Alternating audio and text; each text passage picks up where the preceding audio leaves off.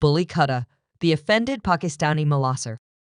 How does the Pakistani Mastiff, the Bully Kutta dog, differ from Western molosser breeds? Can these dogs be found in Europe?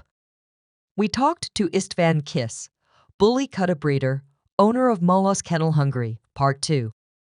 It is clear that this type was originally developed primarily for dog-to-dog fights.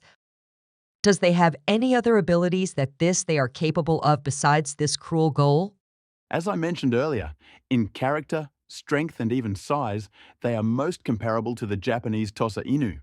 But the Bully Kutta has a stronger tendency to guard and protect their territory. The Tosa is a dog with a calmer character who, if taken to a dog school regularly, can be trained and shaped into an excellent guard dog. On the other hand, surprisingly for me, Bully Kutta dogs are good guarding dogs in their own right. They have excellent skills in this area and a very strong instinctive area and personal protection tendencies. This is no coincidence. Since its formation, this type of dog has been kept on farms and big estates, and these instincts have not yet disappeared from them. It was also a surprise to me that they do not show any prey instinct in relation to domestic animals. In fact, they love animals and get along very well with cows and horses, and they do not even hunt poultry, which is almost a shepherd dog characteristic. If I had to put it in general, they are among the most uncontrollable and temperamental dogs with a very high level of guarding and protective character, and they also like to have their voices heard. The process, how such a type of dog develops and is formed, is almost incomprehensible in our region. I mean the Western countries, and for the audience accustomed to FCI and AKC dog show world. Over there, at that part of the world, 100%. Bloodline pureness does not make sense and have any use.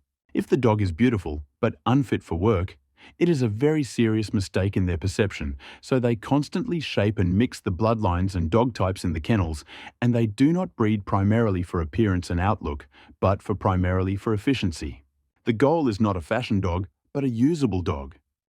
What is the situation with these dogs in the Western world? Is it forbidden to keep and breed them anywhere? At the moment, I am not aware of any such restrictions, but I think that if they appear in greater numbers in our world, England, Austria and Germany will be the first 3 states where they will be banned, despite the fact that European Bully Kutta breeding and research started in England, and Britain is still the European centre of breeding because of the high number of Pakistanis moved to that region in the past decades. It is a fact that this type of dog, which is still rural in many respects to this day, is not easy to place in an urban environment because it has a huge need for exercise, while the classic European guard protection breeds are satisfied with running 5 to 6 kilometers a day.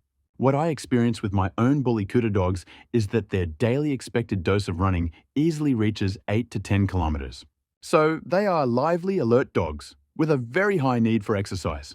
This breed is perhaps really suitable for those active young people who know how to deal with a large, strong breed and who live their days very actively. What is a specialty of this otherwise tough type of dog, and at the same time it was the biggest surprise for me about them, is their outstanding sensitivity and touchiness.